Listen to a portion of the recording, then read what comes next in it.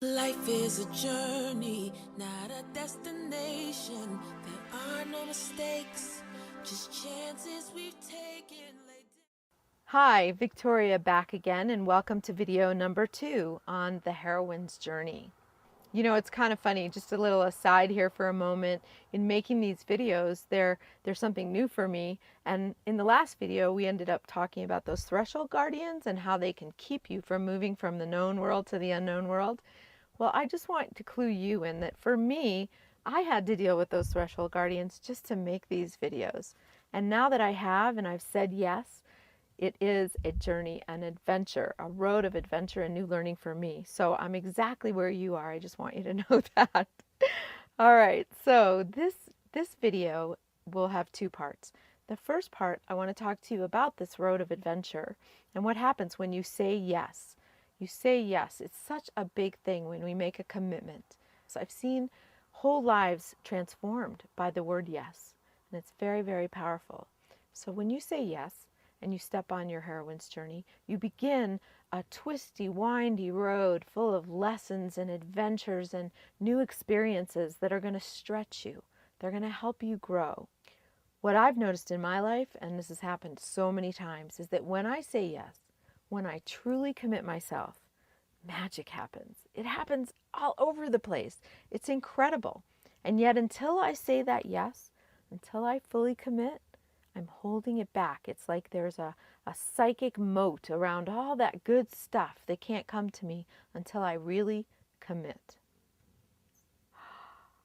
Oh my gosh, can you guys see this hummingbird here? Now that's magic. I hope we got that. Wow.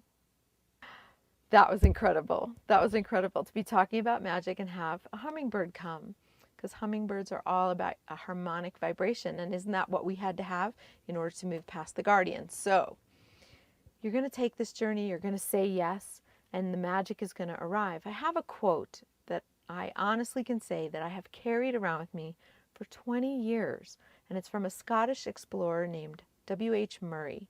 And he went about 150, 100 years ago on a Himalayan expedition. Talk about saying yes to going in the unknown, right? So let me read you his quote now. Okay, here's what Mr. Murray had to say. That the moment one definitely commits oneself, then providence moves too. All sorts of things occur to help one that would have never otherwise have occurred.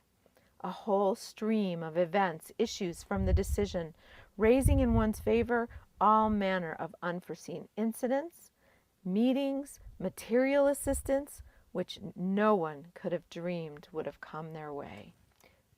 So saying yes just gets that magic going, and all these things start to show up. And what do I mean by that? Allies, mentors. Has that ever happened to you? That new teachers or help has arrived because you committed yourself? I know it actually happened to me just the other day. In terms of making this video series, I wasn't sure how I was going to do this. I had a little camera. I wasn't knowing anything about how to use it. What did I do? I reached out to someone I knew that I knew was an expert at video. But I didn't know, how was this going to work? Would this person have time? Could I afford them? All the what ifs that could have stopped me. But no, I reached out, I sent him an email, and here we are today. So I know that this can happen because it just happened to me once again. So as you get on this road to adventure, I talked about being stretched. And yes, there will be new lessons to learn. But those mentors will show up. They will show up for you when you step on the journey. So let's talk about how we take the journey. And what I mean by that is not the actual vehicle that you get in to take the journey. What I'm talking about here is the perspective that you come to the journey with. Now, I do a lot of work around authentic leadership. And one of the things that got really clear for me when I took that journey myself was the difference between what I call a learner and a knower. Okay? Let's talk about the knowers. This is the way you do not want to go on the journey. This is the perspective you don't want to have. Knowers are very rigid. They base all their self-esteem on what they know. So they don't want anyone to find out what they don't know, so they're always very protected. They have to have a lot of armor, actually, around themselves, because God forbid the world should find out that they don't know.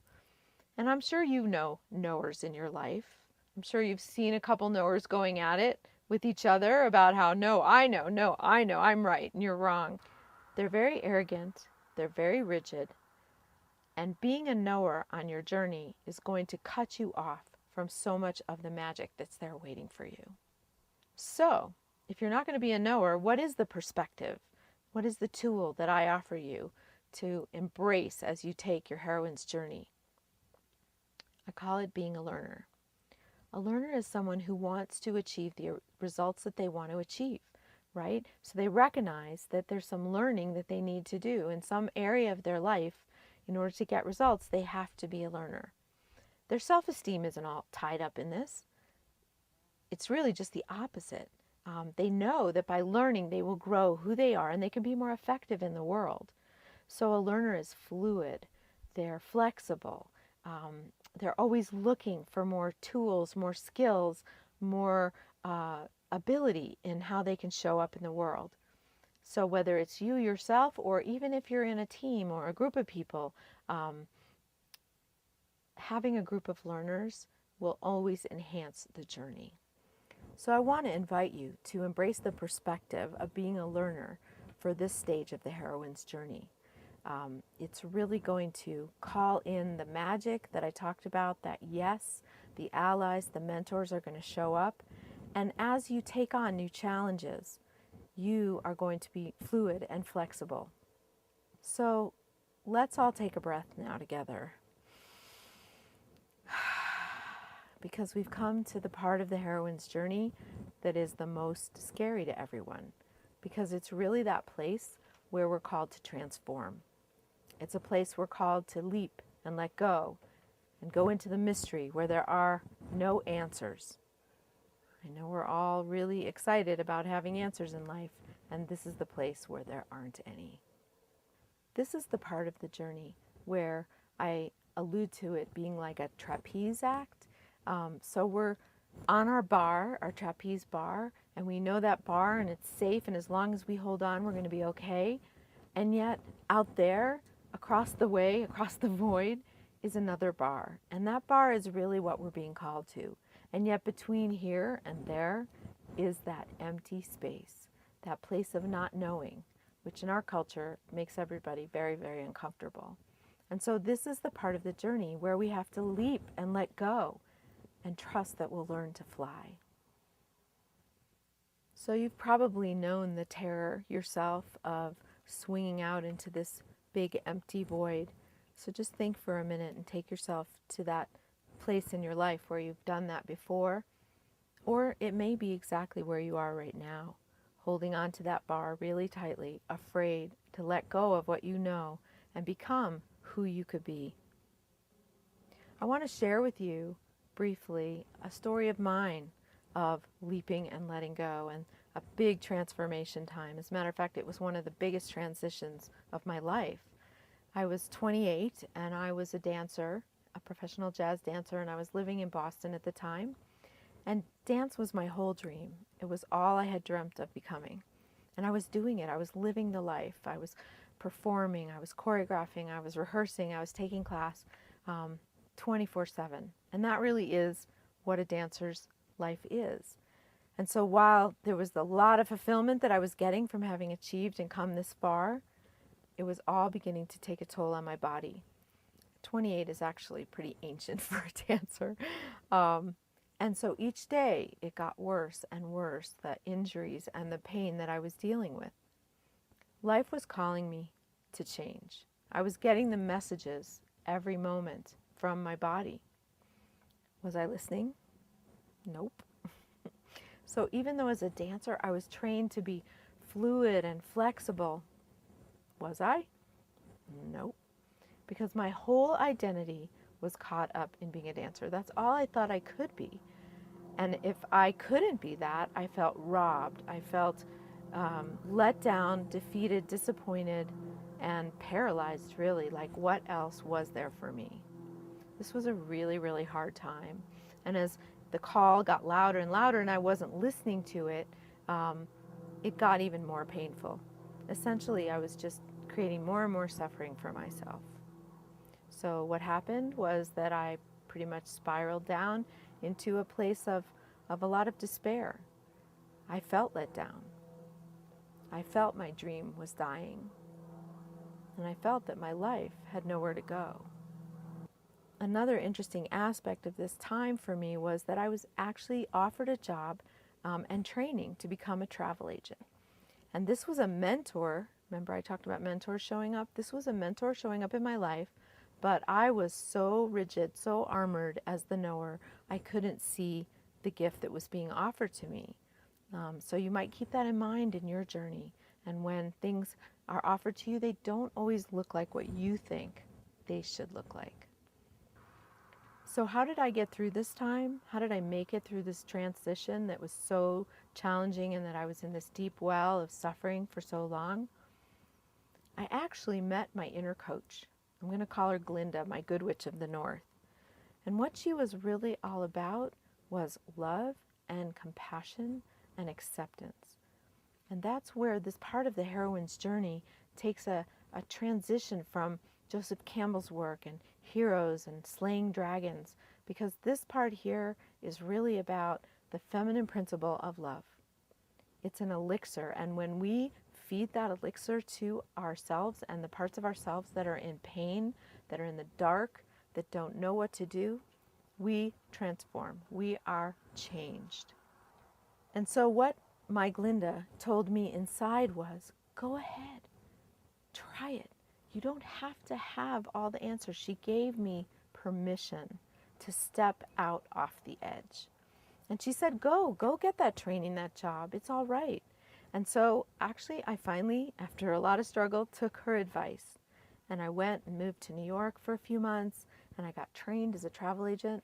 And do you know, it was a saying yes once again.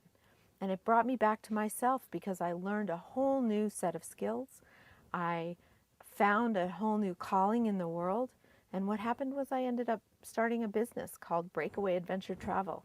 And for 10 years, I got to honor my values of diversity and courage and discovery and learning by traveling around the world, learning about cultures and all the beautiful places on the planet.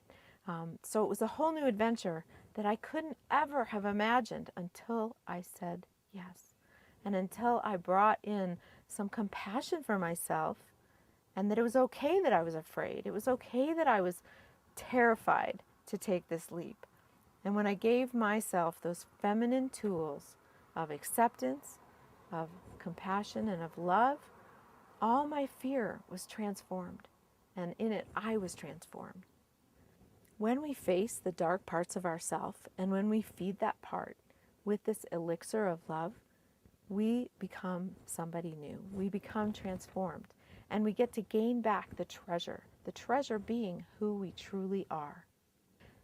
So in the next video, I'll talk more about that treasure and how to take that treasure and the gifts of your unique self and bring them not just for your life, but for the world.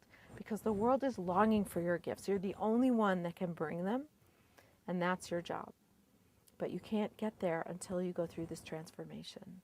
So wherever you are in your leap and let go part of your journey, whether you're clinging on to that first trapeze bar super tight, or you actually have let go and you're swinging out over nothingness, I want you to know that the tool that you can really call on at this time is that love and compassion for yourself. We're all just human beings. We're all bozos on the same bus here, going through the same journey. If we're going to grow and evolve, this is the point right here where it all happens. So thanks for listening to my story. And I hope it helps you see how you can go from being tight and armored and inflexible to fluid and saying yes and transforming to find the gifts that are really yours to bring to the world. This is why we take the journey, to come home to our true self, the one who fully embraces all the gifts that you were born with.